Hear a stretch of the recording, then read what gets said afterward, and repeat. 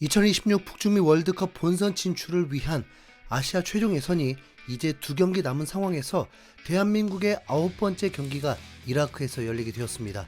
낮 기온이 40도가 훌쩍 넘는 이라크 바스라에서 경기하게 되는데, 현지 기준으로도 밤 9시가 넘는 시간에 경기를 하게 됩니다. 그나마 기온이 31도입니다. 습도는 거의 없기 때문에 경기를 하기에는 문제는 없습니다. 한국은 B조에서 2위로 내려앉은 상황입니다. 요르단이 오만과의 경기에서 3대0 대승을 거두면서 승점이 16점으로 동점이 되었고, 골 득실에 밀려서 지금 2위가 된 것입니다. 현재 대한민국이 월드컵 본선에 진출을 못할 거라고 예상하는 경우는 거의 0%라고 해도 과언이 아닐 것입니다. 그런데 분명한 건 아직 결정된 건 아무것도 없다는 것입니다. 이라크와의 경기에서 패배한다면 승점을 쌓지를 못하게 되고, 마지막 10번째 경기에서 쿠웨이트와의 경기인데 이 경기에서도 패배를 해버린다면 3위로 플레이오프까지 치러야 하는 끔찍한 사건이 일어나게 됩니다. 중국을 월드컵 본선에 나가게 하려고 본선 진출 국가를 48개국으로 늘리고 아시아에 7.5장을 부여했는데도 이렇게 월드컵 본선 진출이 어려워서야 되겠습니까? 중국은 남은 2경기를 통해서 조 3위라도 노려보려고 했고, 특히 신태용 감독을 경질시킨 인도네시아를 격파해주기를 바라기도 했지만 욕심이 너무 컸습니다. 중국은 인도네시아전에서마저 패배하면서 본선 진출 실패가 확정되었습니다. 네, 빠이빠이. 네, 일본은 이미 확정이 된 상황입니다. 한국이 무패를 기록하고도 2위인 이유는 팔레스타인 같은 팀을 한 번도 이기지 못했기 때문에 벌어진 사태입니다. 정말 황당하죠. 특히 3월에 치러졌던 2경기를 모두 비긴 것도 문제였죠. 한국은 이라크와의 경기에서 무승부만 거둬도 본선 진출 확정이 됩니다. 그런데 한국이 이라크 원정에서 성적이 좋지를 못합니다. 거기다 손흥민이 아예 명단 제외가 되어 있었습니다. 홍명보 감독이 무리시키지 않겠다고 했었지만 아예 명단 제외가 될 줄은 전혀 예상 못했는데요. 손흥민의 발 상태가 확실히 문제가 있었고 아직도 회복이 되지 못했던 거였습니다. 회복이 되기 전에 무리한 출전을 했던 게 화근이 되었던 것 같습니다. 하지만 또 생각해보면 결승전을 위해서 무리할 수밖에 없었다는 것도 이해해야죠. 손흥민은 부상이지만 그래도 팀에 합류하면서 캡틴으로서의 책임을 다하고 있었습니다. 한국은 조현우 골키퍼, 설령우, 조유민, 권경원, 이태석, 박용우, 황인범, 이재성, 이강인, 오세훈, 황희찬이 선발 출전하게 되었습니다. 한국은 손흥민뿐만 아니라 김민재까지 출전할 수 없다는 것도 매우 아쉬운 상황이죠. 김민재는 부상 중에도 미넨팀에 충성했는데 오히려 비난을 당하는 황당한 상황이고, 클럽 월드컵도 출전할 수 없을 정도의 상황입니다.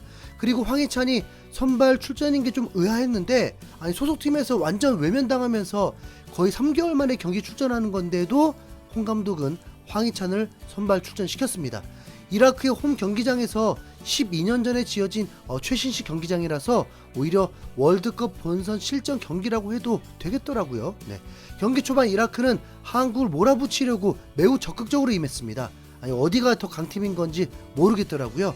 한국은 여전히 패스가 느슨하기도 하고 패스가 자주 끊기면서 갈 길이 좀 멀어 보였습니다. 5분쯤부터는 한국이 점유율이 점점 높아졌지만 볼이 이강인에게 많이 갈수록 좋은 경기가 될 것이라고 봤는데 오른쪽보다 왼쪽에 더 치중되었습니다. 문제는 황희찬이 진짜 너무 투박하다는 거죠.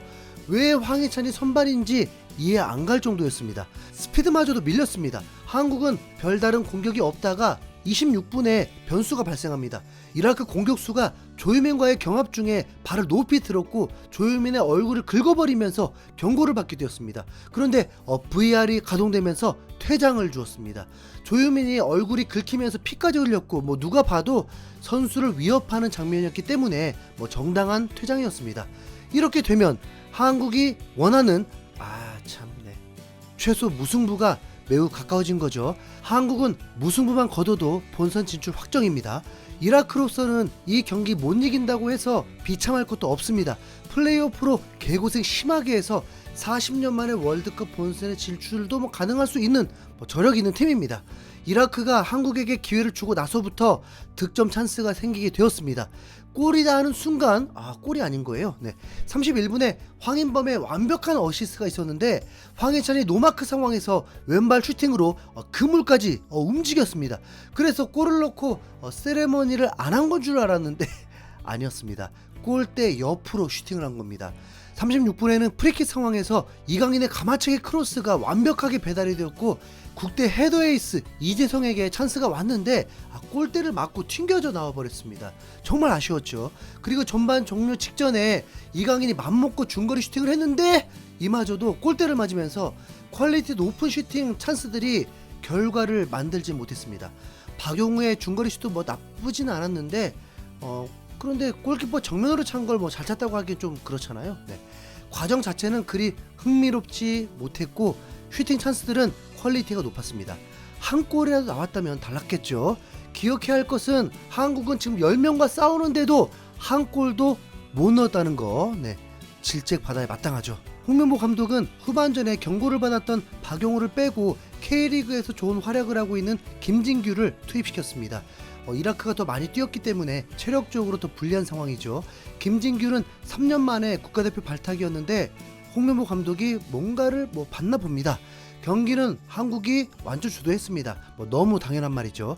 김진규가 들어오고 중앙에서 패스 플레이가 제대로 이루어지면서 이라크를 더 힘들게 했습니다. 경기는 점점 황희찬 쪽은 활용도가 거의 없었습니다. 후반 15분까지도 골이 없는 상황. 사실 이라크 입장에서는 무승부나 패배나 별로 달라질 게 없습니다. 승리만이 그나마 2위에 오를 수도 있는 기회를 얻는 거였죠. 그래서 지키는 게 아닌 사력을 다한 이라크였습니다. 홍 감독은 후반 15분에 선수들을 교체했습니다. 황희찬과 오세훈을 빼고 문선민과 오연규를 투입시켰습니다. 1분여 만에 한국에게 기회가 왔는데 황인범의 슈팅이 골키퍼의 선방에 막혔고 세컨볼 상황에서 오연규도 욕심을 내서 슈팅을 시도했습니다. 나쁘지 않았어요. 그리고 원하고 바라던 선제골이 63분에 터집니다.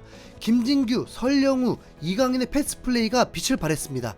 설령우가 컷백한 것을 이강인이 김진규에게 내줬고 교체 투입된 김진규가 득점에 성공을 한 것입니다. 홍 감독의 용병술 또 성공. 이강인의 도움이었습니다.